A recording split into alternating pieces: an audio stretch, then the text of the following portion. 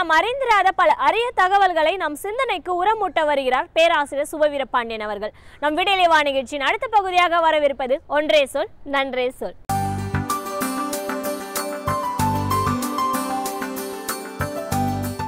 அனைவருக்கும் வணக்கம். எழுத்தாளர் ஐக்கன் அவர்களினுடைய சிறுகதைகளை சென்னை பாரிமுனையிலே இருக்கிற மணிவாசகர் நூலகம் தொடர்ந்து வெளியிட்டு கொண்டிருக்கிறது.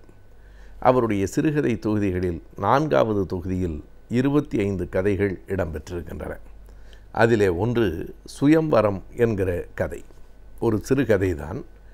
தன் வாழ்க்கை துணைவரை எப்படி தேர்ந்தெடுப்பது, எந்த அடிப்படையில் தேர்ந்தெடுப்பது என்பதில் பெண்கள் எப்படி கவனமாக இருக்க வேண்டும் என்பதை மிக நயமாக சொல்லுகிற கதை என்று அதனை குறிப்பிடலாம். தில்லியிலே வசிக்கிற ராஜையாவினுடைய மகள் ராஜையா, காமாட்சி இருவருக்குமான அந்த மகள் கவிதா மிக அழகான பெண், படித்தவள், தில்லியிலே வளர்ந்தவள், நவநாகரிகமானவள். எனவே அந்த பெண்ணை மணந்து கொள்வதற்கு எல்லா இளைஞர்களுக்கும் விருப்பம் இயல்பாக வரும்.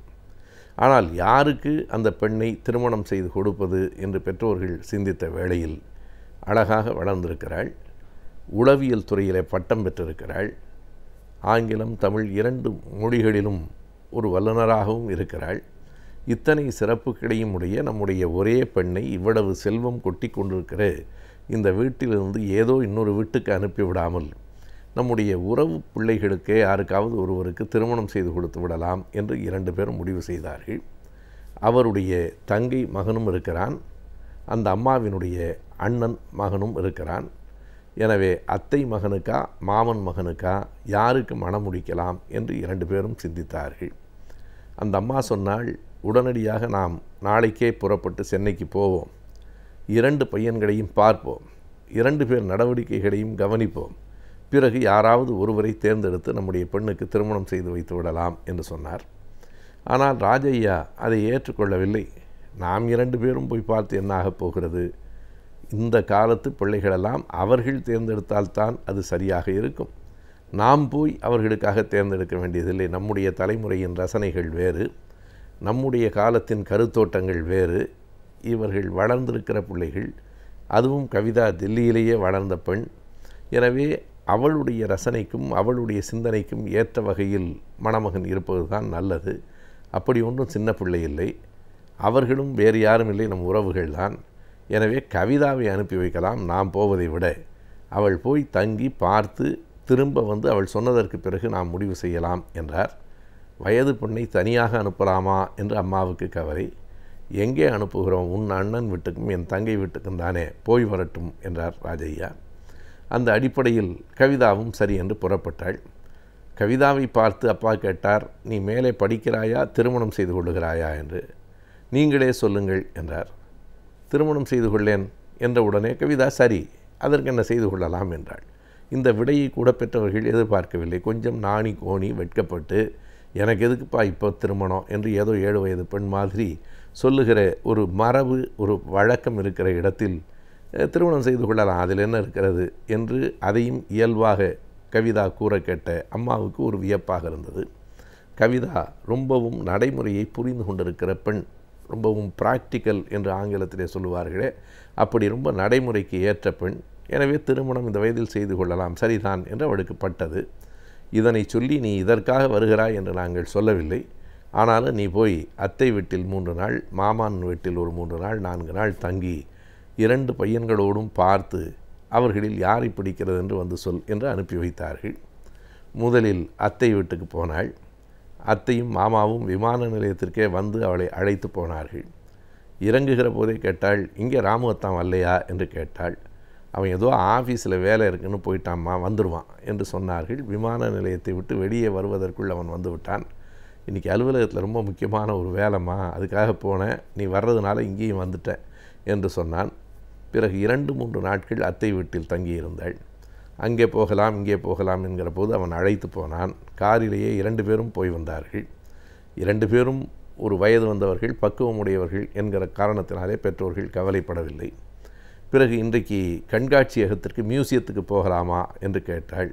இல்லை, இன்று என்னால் முடியாது, 2 நாள் விடுமுறை ஆயிற்று, நான் அலுவலகத்துக்கு போயே தீர வேண்டும், கம்பெனி வேலை இருக்கிறது என்றான். எப்போ பார்த்தாலும் உங்களுக்கு கம்பெனி தானா, என் கம்பெனியை விட அந்த கம்பெனி தான் முக்கியமா என்று கேட்டாள். 2 கம்பெனியும் முக்கியம்தான் என்று சொல்லிவிட்டு வேலைக்கு போய்விட்டான். பிறகு மாமா வீட்டுக்கு போய் ஒரு 3-4 நாட்கள் தங்கினாள். மாமா பையன் சுந்தரம் இழைந்து பழகினான். இவள் கூப்பிடுகிற இடத்துக்கெல்லாம் அழைத்து கொண்டு போனான். இவள் இருக்கிற போதே அலுவலகத்திலிருந்து தொலைபேசி வந்தது. இல்லை எனக்கு உடம்பு சரியில்லை, இன்றைக்கு வர முடியாது என்று சொல்லிவிட்டு கவிதாவோடு வெளியில் போனான். அப்பா அம்மாவுக்கு கூட மகிழ்ச்சி. தன் வேலையை பற்றியெல்லாம் கவலைப்படாமல் கவிதாவுக்காகவே இவன் போய் கொண்டிருக்கிறான். எப்படியும் கவிதா இவனை மணந்து கொண்டால் ஒரு மிகப்பெரிய பணக்கார பெண், படித்தவள், இந்த பெண் வீட்டுக்கு மருமகளாக வரப்போகிறாள் என்பதிலே அவர்களுக்கு ஒரு பெரிய மகிழ்ச்சி இருந்தது. 2 வீடுகளிலும் தங்கி முடித்ததற்கு பிறகு கவிதா டெல்லிக்கு போனாள். அவர்கள் ஏறத்தாழ 2 குடும்பத்திலும் ஒரு முடிவு செய்து விட்டார்கள். எங்கே அழைத்தாலும் சுந்தரம் போனான். ஆனால் ராமு தன்னுடைய வேலை இருக்கிற நேரம் தவிர மற்ற நேரம்தான் போனான். எனவே சுந்தரம்தான் மருமகனாக போகிறான் என்று கருதினார்கள். ஆனால் கவிதாவின் முடிவு நேர்மாறாக இருந்தது. ராஜையா அங்கே இருந்து கடிதம் எழுதியிருந்தார். அவருடைய தங்கை மகனான ராமுவைத்தான் கவிதா மணந்து கொள்ள விரும்புகிறாள். எனவே நீங்கள் தவறாக நினைக்க வேண்டாம், ராமுவுக்கும் கவிதாவுக்கும் திருமணம் என்று. என்ன காரணம் என்று தெரியாமல் குழம்பினார்கள். அந்த காரணத்தை கவிதா மிக தெளிவாக தன் பெற்றோரிடத்திலே சொல்லியிருந்தாள். என்னிடத்திலே 2 பேரும் மிகுந்த அன்பு காட்டினார்கள். அத்தை மாமாவும் சரி, மாமா அத்தையும் சரி, 2 பேரும் 2 குடும்பங்களும் அன்பாக இருந்தார்கள். ஆனாலும் ஒரு சின்ன வேறுபாட்டை நான் பார்த்தேன். எனக்காக எல்லாவற்றையும் விட்டுவிட்டு வருவதற்கு சுந்தரம் தயாராக இருந்தாலும் அலுவலக வேலைக்கு போகாமல் அதைவிட இதை பெரிதென்று கருதுவது இந்த இளமைக்கும் வயதுக்கும் உரியதாக இருக்கலாம். ஆனால் காலம் போக போக என்னை விட்டுவிட்டு அலுவலகமே அவனுக்கு உரியதாகவும் மாறிவிடக்கூடும். ஆனால் ராமுவை பொறுத்த அளவு என்னையும் அவன் கவனிக்காமல் இல்லை, அலுவலகத்தையும் கவனிக்காமல் இல்லை. வேலைக்கு உரிய இடத்தை கொடுத்து விட்டு தான் காதலுக்கு உரிய இடத்தை அவன் தந்தான்.